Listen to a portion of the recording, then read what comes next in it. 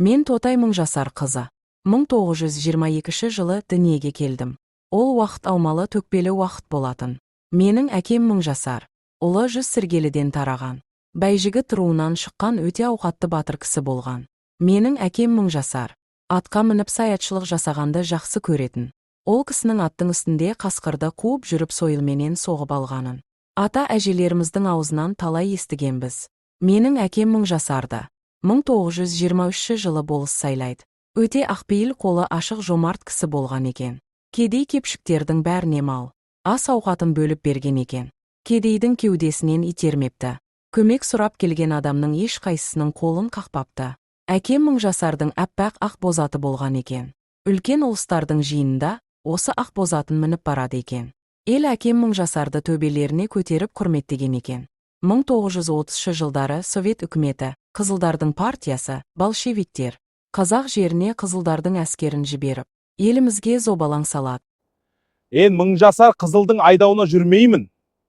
Коммунистер қазақтың кедейлерін үгіттеп өз жақтарына шығарады. Менің әкем Мыңжасардың әке-шешесі ерте дүниеден өткен. Құрманбай деген жетім қалған бала болатын.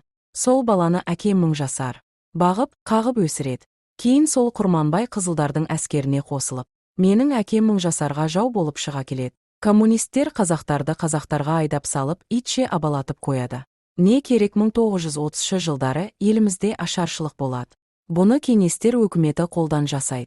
Дәл осы кезеңде коммунистерге бағынбаған менің әкемді 10 шақты Қызылдардың әскері келіп тұтқынға алады. Менің әкем Мыңжасар бойы 2 метрге жуық, салмағы 130 келі болатын қазақтың нағыз батыры еді.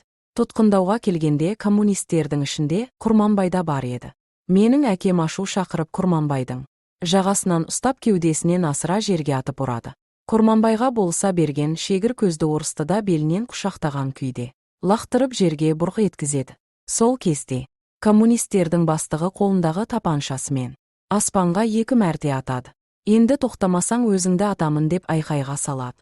Бұны көріп тұрған мен есімді біліп қалған кезім болатын. Дәл сол кезде 8 жаста едім. Күйіз үйден жүгіріп шығып әкемнің аяғын құшақтай алдым. Әкем мені 2 қолымен көтеріп 2 көзіме келген жасты алақанның сыртымен сүртіп, жылама қызым, ертең ақ бәрі дұрыс болады деді. Әлгі коммунистердің бастығы әкемнің қолын артына қаратып кісендеп, алдарына салып айдап кетті. Ботадай боздап анам екеуміз қала бердік. Әкем сол кеткеннен қайта оралмады. Кейін ұзын құлақтан естуімше әкем ит жеккенде Қызылдардың дегеніне жүрмей коммунистердің қолынан қаза тауыпты. Ал Құрманбайдың да шеке майы шылғы еткен дәнемесі де жоқ. Колхозға бригадир болып, колхоздың өгізін ұрлап, ол да ит жеккенге айдалып кетті. Міне балалар, кеңестер өкіметінің қазақ еліне тигізген залалы. Шашпен етектей.